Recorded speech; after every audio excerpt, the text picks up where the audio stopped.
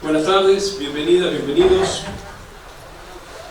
Hoy vamos a tener la clase inaugural del ciclo lectivo 2025 y hemos tenido la suerte de que nos acompañe un destacado empresario de la región que voy a presentar en este momento. Se llama Ricardo Chopur. Ricardo actualmente es el CEO de Isovalter Argentina. Es una de las principales empresas de biotecnología del país, con presencia en más de 40 países. Él nos va a contar cómo fue la empresa desde los orígenes y cómo llegó a ser hoy este profesional que estamos conociendo. Bajo su liderazgo, Isovalter se ha posicionado como un referente de la producción de bioinsumos y tecnología aplicada a la agricultura sostenible. En el 2021 impulsó la creación de un laboratorio para la elaboración de adjuvantes y formulaciones, el más grande y tecnificado de América Latina. Además de su rol en la industria, Chopur ha participado en foros internacionales sobre biotecnología y sustentabilidad en la producción agrícola, promoviendo el uso de tecnologías que reduzcan el impacto ambiental y mejoren la productividad del sector. Además, es ingeniero graduado en la Universidad de La Plata y queríamos que nos cuente hoy cómo fue para él justamente esa vida universitaria, cómo se le ocurrió meterse en un emprendimiento de las características de Isovalter y cómo le ha ido en esa aventura de construir. No sé por dónde querés empezar. Empezamos. Por el principio. Por el principio. Buenas tardes. Gracias por invitarme. No. Yo siempre digo que a veces cuando te entregan un premio o una cosa así, digo, a veces no lo entiendo porque digo, te premian por hacer las cosas bien, a lo mejor, ¿no? O tratar de hacer las cosas bien, o trabajar día a día y seguir invirtiendo día a día. Pero bueno, qué sé yo. En este país es bastante una cosa rara trabajar todos los días y invertir todos los días. Yo, antes de llegar a esa parte, quiero contar un poquito el origen. Yo vivía en el campo, entre dos pueblitos, Arroyo Dulce y Rancagua, que están entre Pergamino y Salto como ciudades importantes. Vivía con mi abuela, porque mi abuelo había fallecido y mi abuela tenía 35 hectáreas de campo y tenía 7 hijos, o sea, tenía 6 tíos más mi papá. Y, o sea, tenía una quintita, no tenía nada, y yo sabía, o lo tenía muy claro, que o estudiaba para desarrollarme y para seguir creciendo, o cuidaba las vacas o los chanchos en la calle. Ese era mi futuro, ¿no? Era lo que yo pensaba. Entonces, desde chico me crié mucho, antes de mi abuela, me crié mucho con mi abuelo.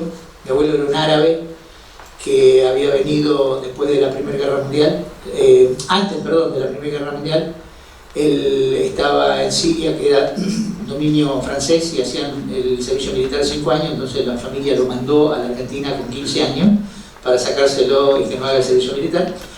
Y salió por el Líbano, por eso les dicen sirio-libaneses, y salía por el Líbano porque el Líbano era inglés y el Líbano le daba el pasaporte, es decir, la pelea entre los franceses y los ingleses se veía en todo el mundo, y esa era una forma de verla también. Por supuesto, el árabe quería mi nieto el doctor y yo no quería estudiar medicina, sino que quería estudiar agronomía de chiquito.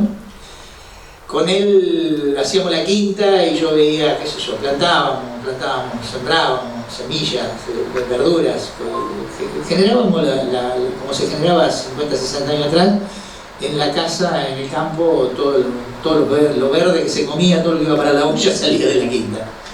Entonces trabajaba mucho con él era muy rápido con los números, y con un palito hacía números en la tierra, y yo competía con él por los números, o sea, a ver quién era más rápido sacando números en el aire. Y bueno, eso me dio mucha velocidad en números, en porcentajes. Hoy desgraciadamente la calculadora y el celular me van anquilosando, pero trato de entrenar y de seguirlo ejercitando en la medida de lo posible. Yo me fui, cuando tenía 5 años, había una escuela primaria en el medio campo, que tenía 27 alumnos. A la escuela le iban a poner el nombre de Florencio Vázquez, y venía la viuda de Florencio Vázquez, y necesitaba 28 alumnos para seguir teniendo 3 maestras. O sea, en esa época, con 3 maestras teníamos los 7 grados. Entonces le dicen a mi papá, la maestra, que si quería que me mande, que me ponga un guardapolvo y me mande a la escuela, para tener 28 alumnos, y figuraba como 28 alumnos y no le sacaban la tercera maestra en el colegio. Y así fue, y yo con 5 años recién cumplidos arranqué en primero inferior, y al otro año a mí me gustó y seguí yendo, y al otro año fui y me senté en el nuevo banco y me pasaron al otro salón, a primero superior. O sea, ese año me lo llevé toda la vida. A los 11 años entré en el colegio secundario y a los 16 años me fui a estudiar a La Plata. Por supuesto, yo quería estudiar agronomía, no tenía posibilidad económica si no me conseguía algo que me apuntalara, que me llevara, y me conseguí una beca de la Comisión de Investigaciones Científicas. Era una beca hermosa, tenía plata con esa beca en esa época. Que había que tener promedio y número de materias rendidas, y yo tenía las materias rendidas, tenía más, tenía el 50%, yo tenía el 75%, pero no tenía promedio. Conclusión, esa beca la perdí, pero tenía una beca del Centro Universitario Pergamino, que el Centro Universitario Pergamino pagaba una casa en La Plata, le pagaba la luz, el gas y el alquiler y los impuestos, y nosotros teníamos que comer y pagar el estudio. Así que en el 75, con 16 años, llegué a La Plata. Ustedes no se imaginan, pero hay alguna gente grande que se ubica. En el 75 La Plata era un polvorín, y bueno, yo fui a estudiar, ni me enteré de nada de lo que pasó, porque quería estudiar, y me quería recibir y no me interesaba otra cosa. Y éramos 300 los que entramos en agronomía, y en base a mucho esfuerzo, a muchas horas sentado, fui el 7º en recibirme de toda la promoción, de los 300 que entramos en el 75, me recibí en mayo del 80. Ahí arrancó mi vida profesional, me recibí y volví a Pergamino con la ilusión de entrar en el INTA. Estaba recién recibido, tenía 21 años, y bueno, en ese momento la facultad no nos enseñaba que podíamos vender y que podíamos hacer otra cosa. No había... teníamos una materia de economía y una materia de administración que era un semestral, era algo, no veíamos prácticamente nada de economía, y mucho menos se le ocurría a nadie decir que íbamos a vender. Entonces yo, cuando salí de la facultad, quería entrar en el INTA.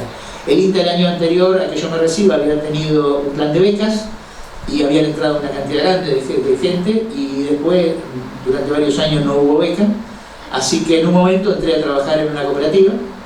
Pasaron 5 o 6 meses, entré a trabajar en una cooperativa, y en esa cooperativa conocí al fundador de Rizobacter Argentina. Ese fue mi camino hasta que me trajo hasta Rizobacter. ¿Qué era Rizobacter? Cuando lo conociste al fundador, ¿qué era Rizobacter? El fundador era un inglés, irlandés, perdón, que había ido, que los padres habían venido a estudiar, a trabajar a los ferrocarriles ingleses, a la Argentina, y él estudió agronomía, se fue a Estados Unidos, hizo un máster en producción vegetal, y cuando volvió se le ocurrió que había un mundo, que era el mundo de los biológicos, que se iba a desarrollar. 1977, lo miraban y decían, este loco debe salir. Pero bueno, él empezó a trabajar, y realmente era un hombre muy inteligente, brillante, muy amigo de la gente, pero muy indisciplinado para el día a día, para los horarios, para el trabajo, era indisciplinado. Y económicamente no estaba bien, y en 1980 conoce a un contador. El contador le mira los números y le dice, estos números son muy buenos, pero ¿cómo vos no podés estar quebrado? Le dice. Y bueno, empezó a darle excusas porque estaba quebrado, y el contador le dice, esto yo te lo puedo manejar, pero vos me tenés que dejar manejar la chequera a mí. Es decir, las cuentas del banco las manejo yo. Y este, como buen indisciplinado, y qué sé yo, o inconsciente, no sé qué, perfecto, le dio la chequera, y al tiempo iba y le pedía plata, el dueño del negocio le pedía plata al contador, y así arrancó Rizobacter, en un garage en la calle Bolivia, en Pergamino, donde él tenía una Fiat 125, los más grandes la conocen, los chicos ni saben lo que era esto, y una camionetita. La sacó a la calle y ahí puso unos fermentadores chiquitos que, si algún día tienen la suerte de ir a Rizobacter, lo pueden ver, unos fermentadores de 20 litros que están como una especie de museo en la entrada de la oficina de hoy. Y en una de las piezas puso un biombo adelante del escritorio del presidente de la compañía y atrás de la cama de él. Y así arrancó Rizobacter, una empresa que a lo largo del año, con mucho esfuerzo, con mucho trabajo, con reinversión permanente, pudo estar en 45 países del mundo, pudo llegar a tener, tiene 700, 800 empleados, llegó a facturar 250 millones de dólares. Es decir, creo que lo importante es que quede claro que en Argentina todavía hay posibilidad de hacer cosas, ¿no? ¿Cuándo se constituyó? Me contaba hace un ratito, la primera sociedad de eso. En 1981, Miguel, que era el fundador, quiere hacer la sociedad, se quedó él con un 80% de la sociedad, al contador que le había arreglado todo, le regaló un 10%, a un ex gerente del Banco Provincia, que en esos años, a los 50 años se jubilaban, del Banco Provincia de Buenos Aires, y yo que estaba recién recibido, a nosotros dos un 5 cada uno. Yo, con 21 años, estaba chocho de lo que tenía. Cuando me empecé a ver un poco, era socio de las deudas, y el problema no era socio de nada. Pero bueno, era socio de una idea, y sobre esa idea empezamos a trabajar, y empezamos a hacer 6, 7, 8, 10 mil kilómetros por mes, empezamos a visitar gente, empezamos a recorrer, y así creció Rizobacter. Hay una anécdota que yo cuento. Yo trabajaba en la cooperativa, y el primer año trabajé en los dos lugares. Trabajando en los dos lugares, en un momento a mí me seguía tirando la cooperativa y el asesoramiento con los productores. O sea, todavía seguía con los 21 años, no tenía responsabilidad, vivía con mi padre, ya en ese momento vivía ahí con ellos, entonces no estábamos. Pero en un momento yo ganaba 100, no sé qué sería 100 en 1981, 100 algo, ponerle 100 pesos. Y voy a la cooperativa y le digo al gerente, estaba el gerente reunido con los asesores de la cooperativa, y le digo al gerente, miren, yo la verdad que me gustaría seguir trabajando en la cooperativa, pero gano muy poco. Si ustedes me aumentaran a 120 pesos, yo dejaría Rizobacter, miren lo visionario que era yo, a los 21 años, yo dejaría Rizobacter y me vendría a trabajar acá permanente. Porque ¿qué había pasado? El ingeniero anterior, que había estado antes que yo, lo habían echado de la cooperativa porque no le había dado la importancia necesaria y había tenido varios problemas con el semillero, y yo no quería tener eso. Mi papá era un simple agricultor muy chiquito, del socio de la cooperativa, pero tenía el nombre, tenía el apellido, y yo no quería que esas cosas me pasen a mí. Entonces me gustaba la cooperativa, pero Rizobacter también ya me gustaba, y había empezado a viajar. No se olviden que yo había vivido en el campo toda la vida, mi único viaje era ir a La Plata a estudiar y nada más. Cuando empiezo a viajar, empezamos a armar la distribución, voy a Tucumán, voy a Córdoba, voy a Santa Fe, voy a La Pampa, y yo dije, acá me quedo en Rizobacter y no me muevo más, de acá no voy más, la cooperativa me van a echar de la cooperativa. Entonces voy a pedir un aumento, y si me aumentan, me quedo en la cooperativa. Y el gerente de la cooperativa me dijo, no tenga problema, vení menos. Ese mismo día me di cuenta, me tengo que ir de acá. Y a los 3 meses me fui. Como anécdota les cuento, porque es lindo a veces agradecer a veces esta parte. A lo largo de la vida, allá por los 97, 98, nosotros hacemos contacto con dos empresas, una francesa y una suiza. La suiza es la que hoy es Syngenta, y la francesa es la socia nuestra hoy de los fertilizantes, de Microstar. Y viajamos a Francia, y llegamos, era un grupo de 5 o 6 que viajábamos juntos, llegamos al aeropuerto de París, y teníamos alquilada una combi, y yo entro manejando, o sea, agarro la camioneta yo y salgo manejando. Cuando llego al Arco del Triunfo y entro al Arco del Triunfo, lo miro y digo, gracias Churín. Churín era el gerente de la cooperativa, que me había dicho que no. Gracias a eso estaba en ese lugar. Qué sé yo, son anécdotas tontas a lo mejor para ustedes, pero para mí fueron cosas que me marcaron en la vida muchísimo. Y como te decía hoy, Rizobacter tiene hoy 47 años. Desde el día que se fundó en ese garage a la empresa que soy, pasó todas las calamidades que podía pasar, las pasó. Porque desde la Guerra de Malvinas en el 82, desde el plan Australia en el 87, el plan Primavera, el plan Bonex y todo lo que siguió después, porque cada 3 años tenemos algún plan distinto que nos saca plata y nos complica la vida. Y sin embargo nosotros con una idea clara, queriendo trabajar siempre hacia adelante, siempre reinvirtiendo, siempre queriendo hacer un producto mejor, siempre queriendo atender mejor a nuestro cliente. Llegamos a ser esta empresa, como les decía recién, de 800, 900 personas, de exportar tecnología, porque no exportamos grano, exportamos tecnología, de estar en 45 países. Qué sé yo, es un orgullo, para mí es un orgullo muy grande, y creo que para la comunidad del Pergamino también, que trabaja en la empresa, es un orgullo muy grande. Entonces, creo que esas son cosas que debemos valorar, porque en Argentina, en muchos casos, y ustedes que son jóvenes, existe mucho desánimo, porque ven cada vez más difícil las cosas, cada vez está más difícil un bien, cada vez está más difícil una casa, está cada vez más difícil un auto, pero creo que todavía hay posibilidades. A lo mejor no son para todos, a lo mejor algunos serán más elegidos, algunos serán tocados con una varita, algunos lo harán en base a su gran esfuerzo personal, que fue mi caso, y en ese caso yo creo que se puede hacer y se puede seguir creciendo y se puede desarrollar, y lo podemos hacer todos juntos. Ricardo, me gustaría que nuestro auditorio hoy son los jóvenes que están empezando o transitando ya sus carreras universitarias, pero me gustaría que les cuentes a los chicos cuánto, más allá del conocimiento puntual de algunas técnicas o algunas cuestiones, cuánto más te aporta la vida universitaria a tu desarrollo personal. La vida universitaria creo que te aporta muchísimo, porque te enseña a ser inquieto, a buscar cosas, a querer aprender todos los días una cosa distinta. En mi caso me enseñó a vivir solo.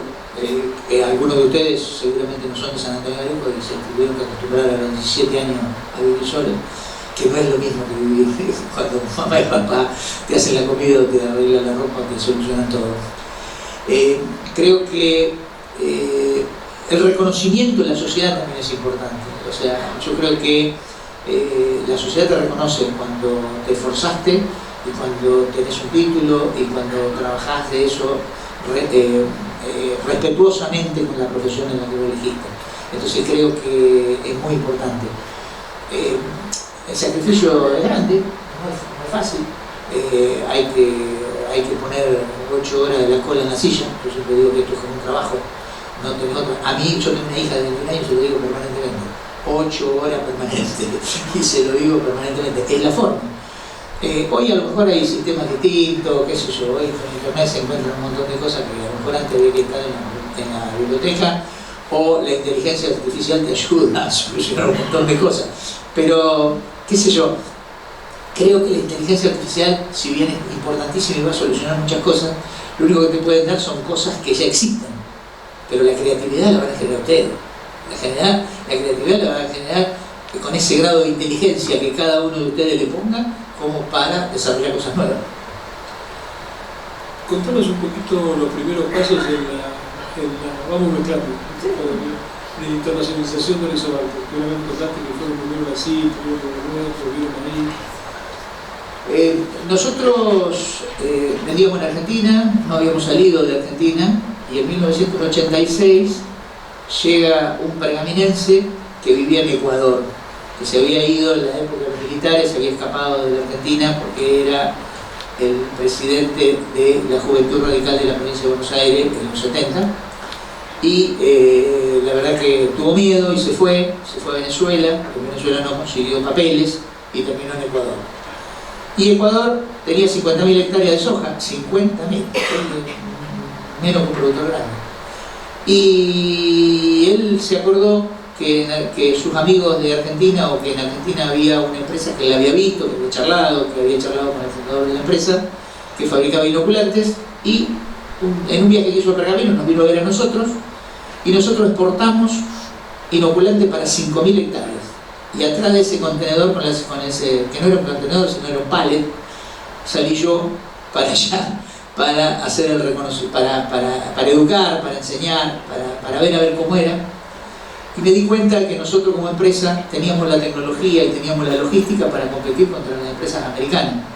Y que un negocio de 5.000 dosis, como eran estos, que para nosotros era una barbaridad, para los americanos no existía, era muy poquito, ¿no? Entonces los americanos no le daban la importancia necesaria, y como no le daban la importancia necesaria, no no hacían el marketing que tenían que hacer, no daban la educación que tenían que hacer, no le explicaban al productor cómo lo tenían que aplicar. Entonces, al otro año ya exportamos como 20.000. Y ahí nos dimos cuenta que nosotros podíamos competir con el mundo. Y empezamos, primero por Paraguay, después con Brasil, después con Uruguay, después con Bolivia. Todo por alrededor de Argentina, porque como yo les decía hace un ratito, creo que les dije, yo no hablo inglés.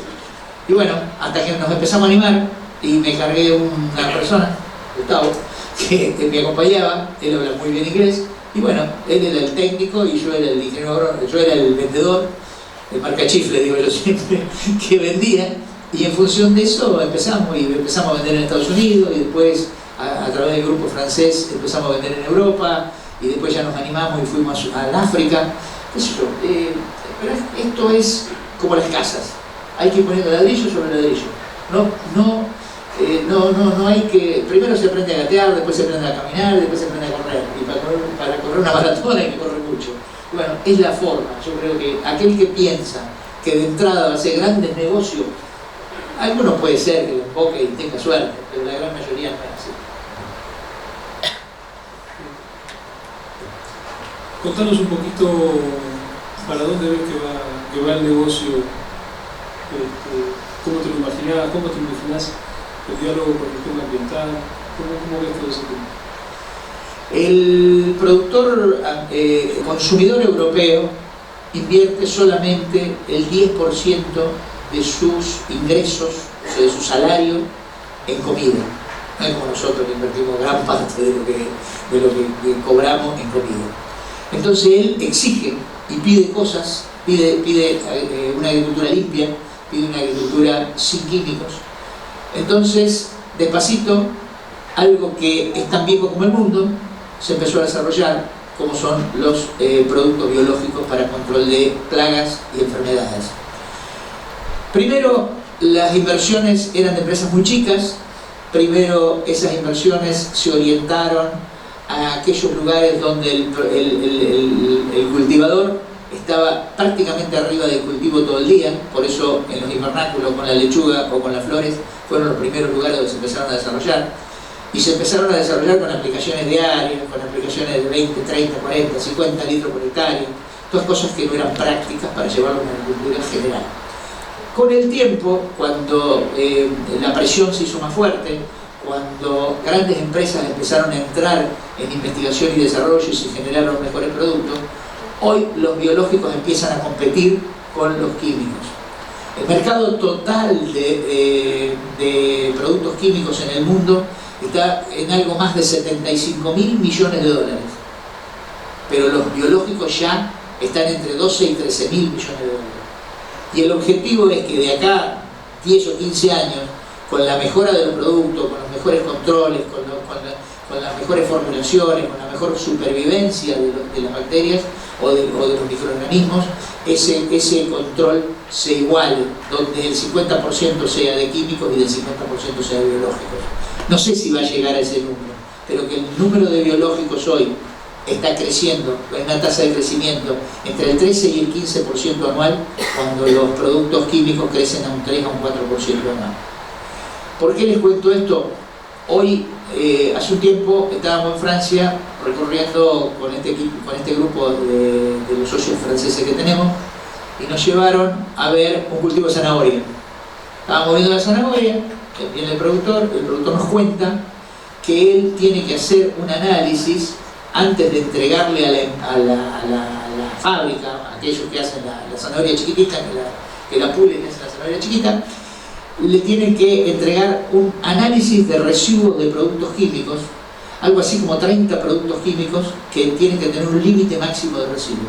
Si no tienen ese límite, si pasan ese límite, la fábrica no se los compra. Entonces yo le preguntaba, ¿y vos qué haces con esto? Si te pasaste con algo. Primero tengo que tratar de no tener ese límite. Y si tengo ese límite, lo que tengo que hacer es esperar 15 días más, por lo menos, con mucho riego y mucha agua, como los borrachos cuando queremos bajar el nivel de alcohol, para bajar el nivel de químico y de esa manera podérselo vender. Y si no se lo puedo vender, me decía. Y ustedes lo ven que ya empieza a pasar. O sea, en Tucumán, por ejemplo, Tucumán Dow tiene un producto, lo que es Corteva ahora, tiene un producto para control de enfermedades buenísimo. Pero un día Carrefour llegó y le dijo, no Carrefour, perdón, Coca-Cola le dijo, ese producto no lo quiero más. Pero si estoy dentro de los límites de tolerancia, no, pero yo no lo quiero más, porque mi consumidor no lo quiere más ese producto. Entonces hoy, por eso digo que los biológicos lentamente y en función de la presión de la sociedad van a ir creciendo. Ahora, hay que educar y hay que enseñar, porque los biológicos no matan como matan o no controlan como controla el químico. Porque ustedes aplican un químico y se van a la media hora y ven la oruga muerta. En cambio, en este caso no es lo mismo. La oruga deja de comer porque está intoxicada, porque la toxina del producto biológico la intoxicó. Deja de comer, pero no se muere. Pero y si lo que nosotros queremos es que no nos coma la hoja, no queremos matarla. Si la matamos, a lo mejor es mejor, o el pensamiento antiguo es mejor. Pero lo que queremos es que no nos coma la hoja, que no nos coma la chaucha, que no nos coma el fruto. Eso, o que no nos dañe el fruto de alguna pera, de alguna manzana, de algún durazno, que es lo normal que podemos ver. Yo te seguiría haciendo todas las preguntas, pero como yo sé que a veces las preguntas que yo hago no son las mismas que te quieren hacer los chicos, vamos a dejarme que tengan alguna pregunta.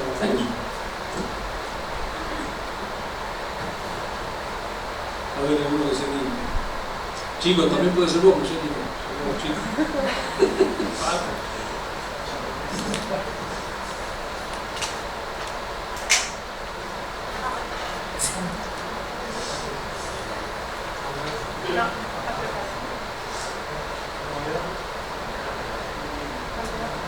Y si no, grita que te escucho.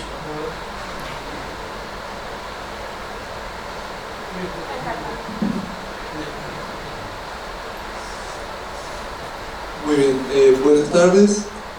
Mencionaste del aporte que te dio la universidad por fuera de las materias, pero me interesaría conocer de las materias que viste, de lo que cursaste en la universidad, ¿qué sentís que fue lo más clave que te acompañó durante tu vida empresarial, las actividades que estuviste realizando, algo que te llevaste, que te acompañó durante toda la vida? Básicamente la inquietud, saber buscar, empezar a buscar cosas distintas, entender que, o sea, que esto no es la escuela primaria o secundaria donde tengo todo reglamentado, que tengo que aprender, que tengo que buscar cosas nuevas. Y me acuerdo que yo tenía una persona que vivía conmigo, que estaba 3 años adelante mío en la facultad, y un día nosotros teníamos una materia que era un filtro de la topografía en agronomía. Y yo estaba renegando para que estudiáramos eso, ¿viste? Porque teníamos que estudiar la desviación del teodolito, cómo medirle, cómo tenerlo. Digo, si yo voy a contratar a alguien, decía yo, ¿para qué tengo que estudiar esto? ¿Viste? No era fácil, era muy difícil.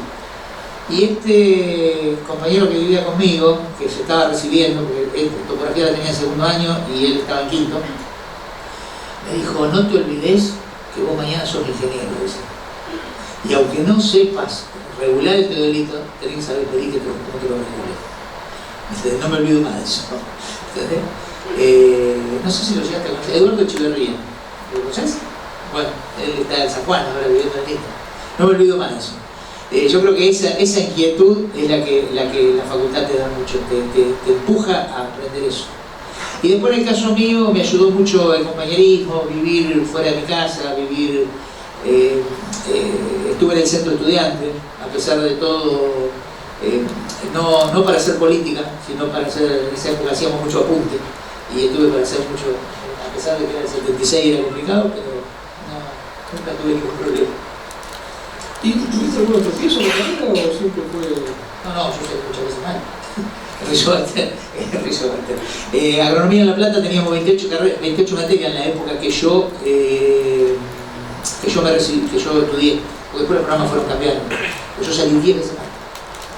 Me decían el pato, porque en esa época había meses para los minutos de la mesa. Y yo todos los meses y ponía la cabeza. Me cargaba a mis amigos. Este como un pato, y se pone la cabeza todos los meses. Y bueno, y así todo, no salí nunca 2 veces más. La segunda vez la estudiaba bien. Por eso digo, no hay que hacerse. Yo a mi hija siempre le digo, viste, cuando a veces se enojan porque qué sé yo, es muy perfeccionista y quiere tener muy buenas notas, yo siempre le digo, mirá, vos recibiste, estudiás, ser responsable, pero la nota es un accidente en muchos casos. Y te contaba hace un ratito, tengo un amigo en Rojas, que estudiamos juntos, nunca había salido mal, y yo había salido varias veces mal. Y fuimos a rendir fisiología vegetal. Y él nunca había salido mal, muy prestigioso estudiando, y él, en esa época entrábamos a rendir por abecedario. Él es con A, yo soy con Y. Él rendió a las 10 de la mañana y salió mal. Habíamos quedado juntos. Yo rendí a las 7 de la tarde, no sé si estaba cansado el profesor o qué, fue el único 10 de mi carrera. El único. Entonces yo digo, es un accidente, habíamos quedado juntos, sabíamos lo mismo. Justo me embocó con algo a mí y saqué un 10 y le embocó con algo mal a él y salió mal, pero es un accidente la nota. Por supuesto que cuando son todos 10 no es un accidente, ni cuando son todos 4 no es un accidente, ¿no? Pero en el medio, cuando tenemos salpicadito una ensalada de 4, 5, 6, 8, ¿no? En el medio quiere decir, ahí hay muchos accidentes, ¿no? Por supuesto que hay que tratar de estudiar para sacar lo máximo posible, pero bueno. Cuando estamos estudiando todos queremos sacar 4 y salir bajando. ¿Y así lo que crees? Hola, buenas tardes. Mi nombre es Camila y la pregunta que tengo para hacerle es, en principio, teniendo en cuenta también este mundo cambiante y estas tendencias hacia la incorporación en el agro de la tecnología, ¿cuál cree que son los principales desafíos que se vienen para un mundo que, como digo, cambia constantemente? Esta necesidad también de seguir ampliándose a más países y yendo un poco más a lo regional, ¿cuál cree que son también los principales desafíos o la principal demanda que tienen como empresa para el sector de la región? Mira, el mundo tiene 8.000 millones de habitantes. Hablan de que vamos a tener 10.000 para el 2050 y hace 4 o 5 años atrás más del 50% de la población hoy es urbana. Conclusión, cada día hace falta más alimento, porque antes cuando vivíamos en el campo la gallina y la lechuga la hacíamos nosotros, hoy la tenemos que buscar al supermercado. Eso quiere decir que cada día hace falta más comida. Nosotros somos productores de comida, de forma directa o indirecta. Resolverte de forma indirecta, porque ayuda a que haya mayor comida, pero no es el productor. Entonces yo creo que lo que tenemos que hacer mucho es adaptarnos a todas las nuevas tecnologías, seguir investigando, seguir desarrollando y seguir generando cada día en un mundo donde cada vez nos va a poner más restricciones para producir, donde cada vez vamos a tener menos tierra fértil para producir, seguir investigando y desarrollando nuevas tecnologías que permitan que cada día podamos producir por esa hectárea mayor cantidad de kilos de lo que estamos produciendo. Hace 1960 se decía que el mundo no iba a poder producir los alimentos que iba a consumir cuando lleguemos a los 6-7 mil millones de habitantes. Hoy tenemos 8.000 millones de habitantes y los alimentos sobran. Están mal distribuidos, seguro, pero más de un 30% de los alimentos que se producen se desperdician por mala distribución. O sea, la tecnología ha ido superando todas esas restricciones que nosotros teníamos. ¿Qué es lo que tenemos que seguir haciendo? Hay que seguir investigando, hay que seguir poniendo plata en investigación y desarrollo para tener cada día mejores productos. Hola, buen día Ricardo, ¿cómo va? Walter te habla, yo soy estudiante de la ingeniería zootecnista de acá, de Gonzada. Ingeniería zootecnista. Mi pregunta va relacionada a nuestro futuro. Muy bien explicaste la representación de la empresa y el desarrollo que tuvo en tecnologías, y esta empresa resulta un destino atractivo para los estudiantes que nos estamos formando en el territorio. Y me preguntaba en base a eso, ¿qué es lo que espera o qué es lo que busca de los profesionales que nos estamos formando en el territorio de su acta? Mira, nosotros buscamos mucho gente que se ponga la camiseta, gente que quiera venir a trabajar, que el trabajo no es una carga, el trabajo no es un problema, que venga contento a la mañana cuando viene a trabajar. Eso es lo que buscamos nosotros mucho. Nosotros teníamos en su momento, y después se cambió por un proyecto de jóvenes profesionales, que en las escuelas alrededor de Pergamino, agrotécnicas o el colegio industrial, a todos aquellos chicos. Hoy la UNOVA permite que todos estudien lo que quieren estudiar, por eso el proyecto se desarmó. Pero cuando empezó, los chicos se tenían que ir a Rosario, a Buenos Aires o a La Plata, y había muchos que por situación económica no se podían ir. Entonces nosotros buscábamos a todos los chicos que tenían buena nota, porque el secundario es un depósito de chicos desde mi punto de vista. Entonces, no sé hoy cómo está funcionando, pero en ese momento era malo. Peor, pues.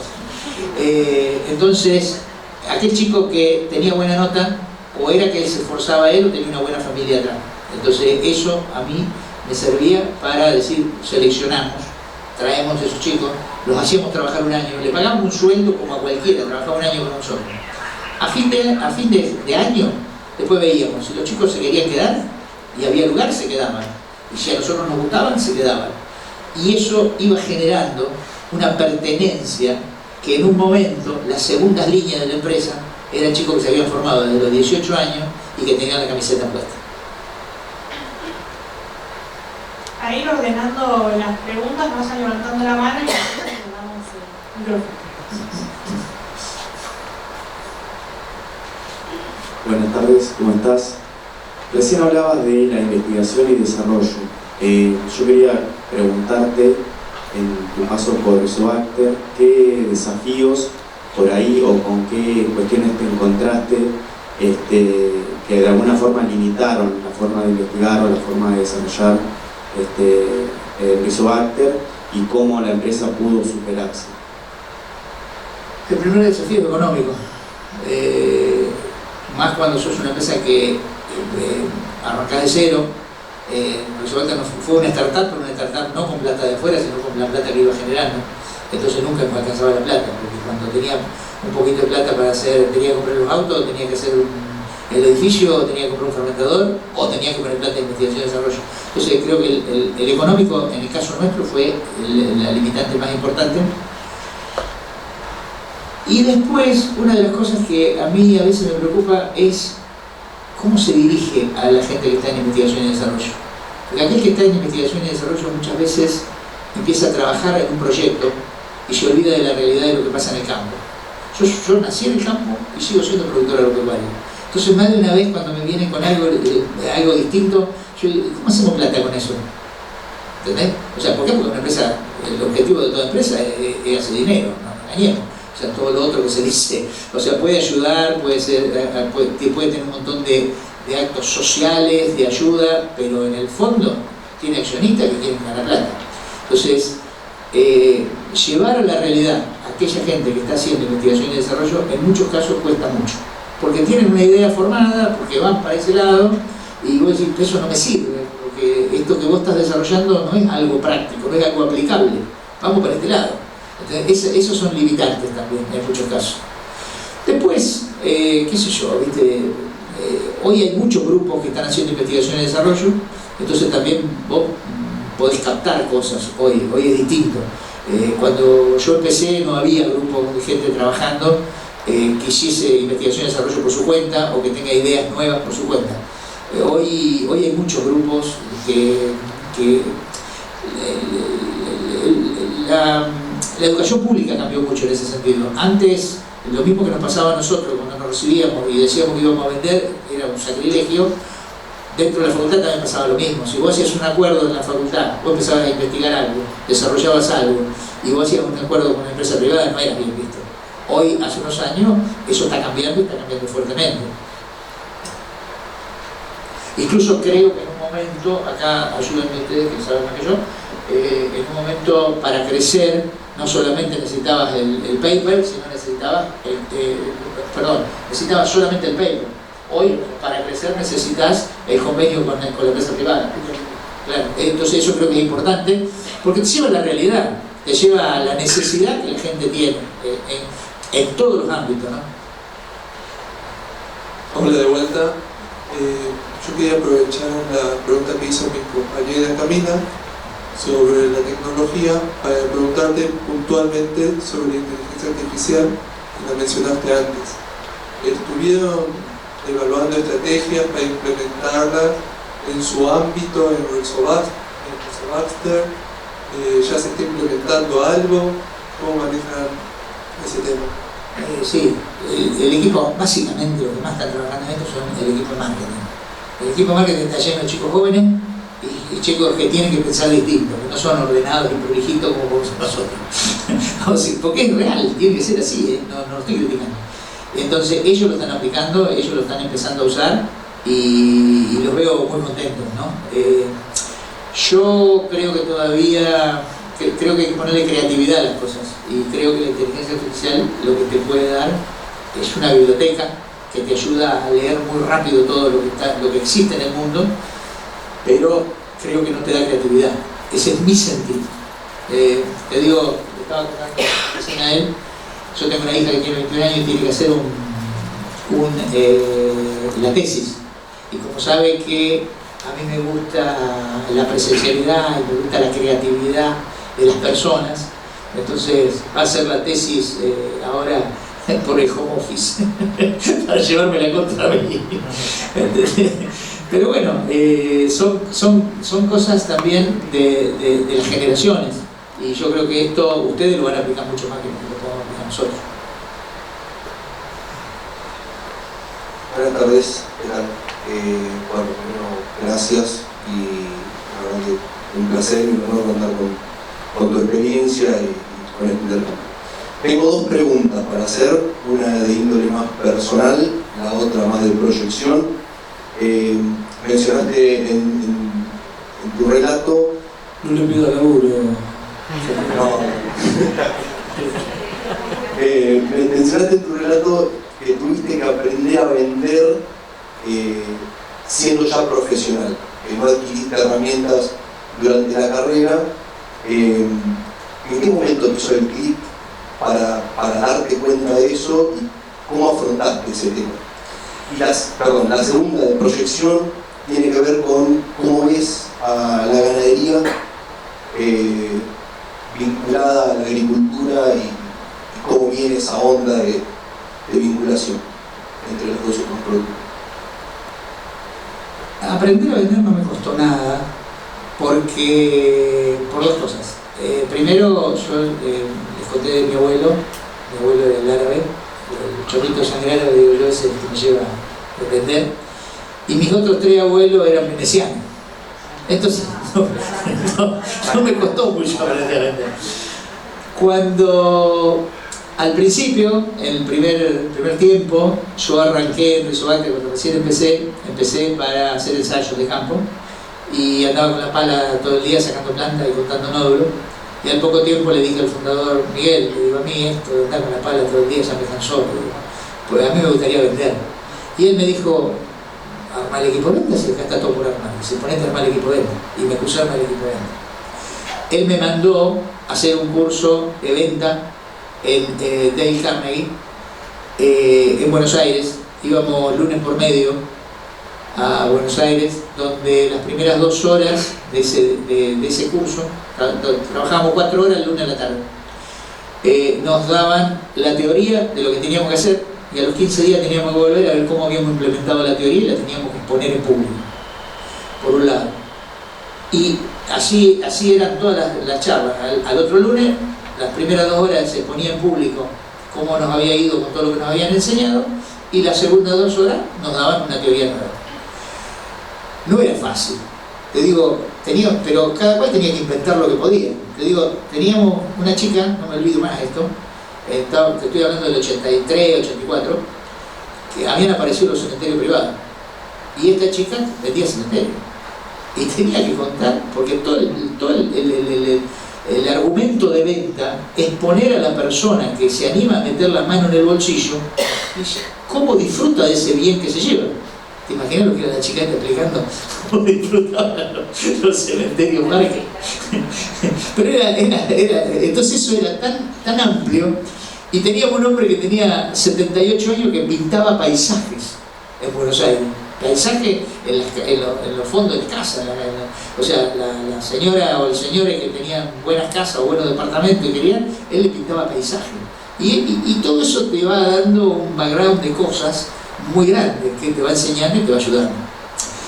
Con respecto al tema de la ganadería, yo creo que la ganadería fue acorralada durante muchos años cuando apareció la soja, pero creo que hoy está volviendo una ganadería mucho más intensiva, mucho más profesional. Cuando se la acorraló se la mandó a San Luis, o se la mandó al Chaco, se la mandó a Santiago del Estero. Hoy estás viendo que hay una buena ganadería, incluso en nuestras zonas, compitiendo muy bien, usando los bajos para hacer cría y usando los granos para estabular y terminar con recría o gordo. Entonces, yo creo que el argentino, mientras que no aparezca la forma de económicamente producir proteína en un fermentador, va a seguir comiendo carne. Entonces yo creo que el futuro que tenemos nosotros es grande y por muchos años. Hoy está bien, el precio, vos, un kilo de carne de vaca necesita 8 o 10 kilos de alimento, un kilo de pollo necesita 1,5 kilos de alimento, entonces hace que los costos sean muy distintos. Pero yo creo que vamos a seguir comiendo carne en el futuro, y donde cambie un poquito la situación económica también va a ayudar mucho. Por más que los chicos en general comen menos carne, pero bueno, es parte de una cultura, pero yo no creo que va a dejar de comer carne. Además, cuando lo empecé a pensar, no hay muchos países productores en serio. O sea, está Estados Unidos, está Australia, está Brasil, Paraguay, Uruguay, Argentina, y se terminó. Y el mundo es muy grande, y donde los chinos coman una costeleta más por año, se llevaron todas las vacas que tenemos. 6.500 millones de chinos, claro. Bien, yo te quiero hacer una pregunta referida a lo administrativo y financiero. ¿Cuál crees que fue el factor que permitió el despegue de la empresa? Vos recién comentabas cómo comenzaron y ahora sabemos que han tenido un crecimiento muy grande. ¿Cuáles son los factores que vos decís, bueno, esto hizo que la empresa despegue? Para mí es muy simple, la reinversión permanente. O sea, que cada peso que se ganaba se reinvierte en la empresa. El fundador decía que él no quería ver lo que pasaba en Pergamino en su empresa. Que Pergamino tenía empresarios ricos con empresas fundidas. Él era dueño del 80% del negocio, entonces todo peso que se ganaba lo invertía en la empresa. Él murió en 1997 y nosotros seguimos manejando, con el mismo criterio seguimos manejando la empresa. Entonces creo que ese es el gran secreto. Cuando vos empezás a los excedentes, empezarlos a sacar de la empresa, podés comprar campo, podés comprar departamento, podés comprar casa en Punta del Este, pero esa es plata que le falta a la empresa para seguirse desarrollando. O sea, la gente tiene que ganar un buen sueldo, los inversores tienen que ganar lo que les corresponde, pero no de financiar la empresa.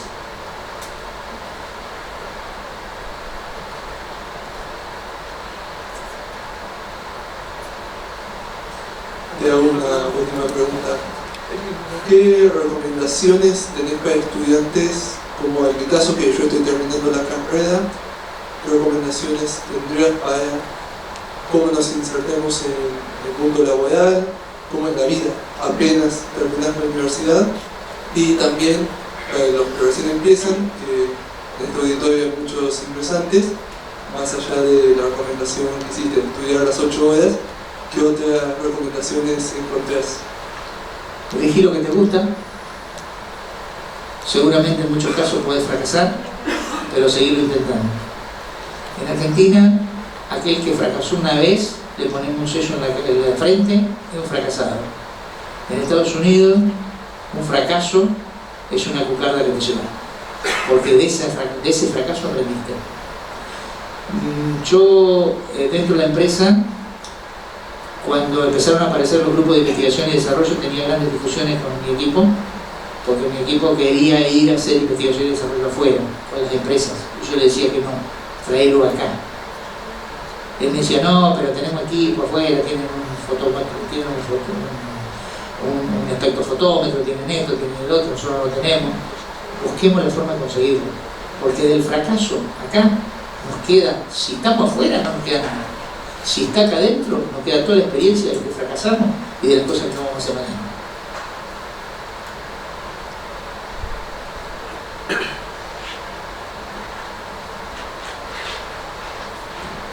¿Alguna pregunta más?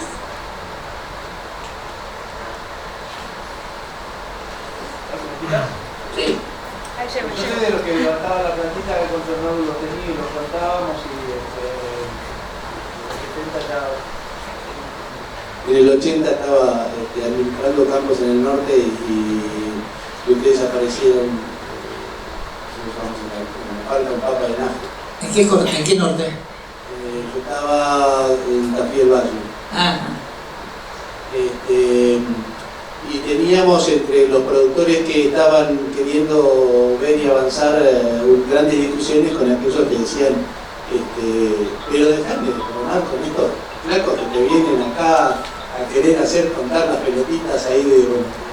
¿Cómo hicieron para lograr ese cambio de mentalidad? Porque yo me lo viví, me lo acuerdo, y eran discusiones y discusiones de que no les entraba ni con un hacha en medio de la frente a muchos. Primero te cuento, había una cooperativa cerca de Pergamino que yo la visitaba y que este hombre no está más, el gerente, y bueno, hace muchos años, así que debe haber fallecido. Él me decía que nosotros éramos como los fabricantes sombreros, no teníamos futuro. Eso me decía, hoy lo quisiera encontrar. Cuando en los 80 se empezó a viajar, o en los 90 se empezó a viajar mucho a Estados Unidos, y muchos grupos CREA viajaban a Estados Unidos, y en Estados Unidos se fertilizaba el maíz con 500, 600, 700 kilos de nitrógeno, que el maíz usaba una parte y otra parte terminaba en el Mississippi. Es lo que está pasando hoy con el sargazo en el Golfo de México. Es todo nitrógeno que viene por el Mississippi bajando, y que por eso todas las playas de Cancún están todas llenas de ese alga, porque consume ese nitrógeno. Pero mucho de ese nitrógeno quedaba en el suelo, entonces cuando inoculaban la soja no tenían respuesta, entonces no querían inocular más.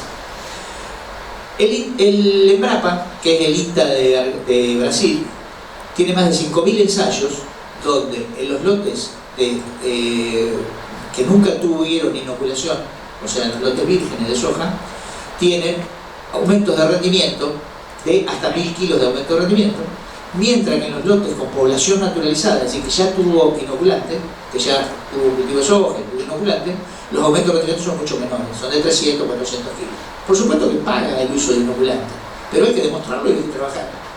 Nosotros, junto con otra empresa que trabajamos juntos durante mucho tiempo, una gran empresa americana que es Nitragin, el producto que se vendía, nosotros trabajamos juntos durante mucho tiempo con ellos, y junto con el INTA de Castelar desarrollamos el proyecto inocular. No sé si a lo mejor te acordás, un mural grande, blanco, fondo blanco, con la planta de soja y toda llena de nublitos abajo. ¿Te acordás de eso? Bueno, ese proyecto inocular hizo, y todo lo que se fue educando, y lo que hizo la gente del INTA Castelar, lo que hicimos nosotros como empresa, lo que hizo Nitragin como empresa, que en un momento se llegó a inocular el 90% de la superficie sembrada de soja. Hoy la superficie debe estar en el 80-82%. Es decir, con mucho trabajo, con mucho enseñar, con mucha medición, o sea, no con jarabe pico, sino contando, realmente midiendo y viendo cuáles eran los rendimientos en un caso o en otro, y cuando no estaban los rendimientos, porque en muchos casos no están, estamos hablando de dos cosas biológicas, estamos hablando del rizoio más la soja, tratando de encontrar el porqué. Y así pudimos convencer y seguimos convenciendo gente, evangelizando vivienda.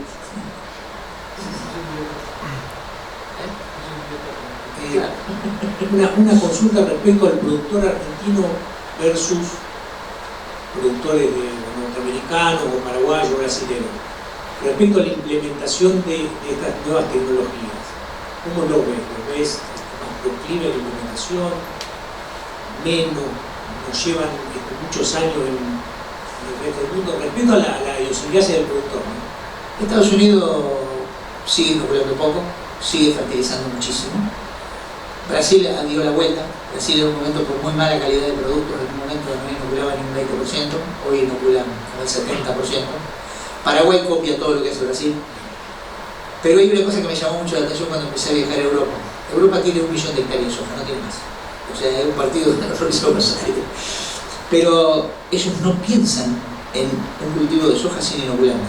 ¿Por qué? Porque para ellos el cultivo de soja es el aporte de nitrógeno biológico que no tienen que poner la urea. No lo piensan. Y te digo más, si tienen que inocular con doble o triple inoculación, la dosis de inoculante vale 3 veces más de lo que nosotros la vendemos acá. Y la podemos cobrar en Francia, en Alemania, en Italia.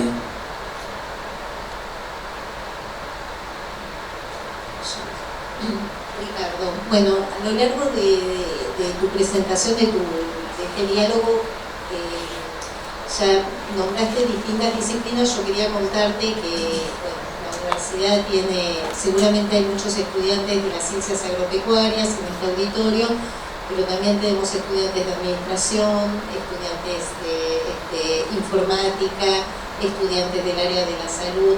Me gustaría que pudieras referirte acerca de algo que conversamos antes de tu presentación en relación a la importancia de trabajar en equipos donde haya integrantes de distintas disciplinas para poder construir todos en relación a una idea, como vos comentaste al principio. Por eso estoy negado con el home office. Estoy negado con eso, porque creo que trabajar en equipo es clave. El intercambio y la discusión entre una idea y otra es lo que termina generando productos, generando desarrollos. El mejor ejemplo es el premio Nobel que se recibieron por, no me acuerdo los nombres de una señora y un señor, por la vacuna de COVID. La señora tenía la idea y no sabía cómo hacerlo. Y en la máquina de café se puso a hablar con otro señor que sabía cómo hacer una parte. Ella le cuenta y él dijo, espérame 2 o 3 días. A los 2 o 3 días viene con la idea, empiezan a trabajar y generan la vacuna para el COVID. Si no hay equipo, si no hay intercambio, no es imposible. Por eso yo estoy negado con yo sé que a las nuevas generaciones no les va a gustar esto que digo, porque a las nuevas generaciones les gusta el home office. Pero te digo, lo veo en mi empresa. Los chicos que llegan, lo primero que dicen, no, pero yo 2 días home office, te dicen. ¿Viste? Yo una vez digo, bueno, no lo tomé a esto, digo, ¿viste? Es mi pensamiento. Lo que pasa es que después por ahí a lo mejor, qué sé yo, no sé, después de recursos humanos lo tomo. No soy yo. Pero yo creo que del intercambio y del intercambio de ideas es donde realmente salen los buenos proyectos. Bueno, le agradecemos a Ricardo todo este rato que nos dedicó. Le vamos a decir que deje de elección para cuando se reciba. Y seguramente lo vamos a involucrar en algunos de los incipientes proyectos que tenemos con nuestros jóvenes, también para pedir una mirada, para pedir ideas. Me parece que esto que rescata de la interacción, y nosotros rescatamos la interacción con la industria, con los sectores productivos, es parte del camino que quiere transitar esta universidad y ustedes. Así que vamos a aprovechar este primer acercamiento, segundo, realidad, y ya nos conocemos, así que esperemos que sea la primera de una serie de encuentros y de proyectos en común. Muchas gracias, le dedicamos un fuerte aplauso.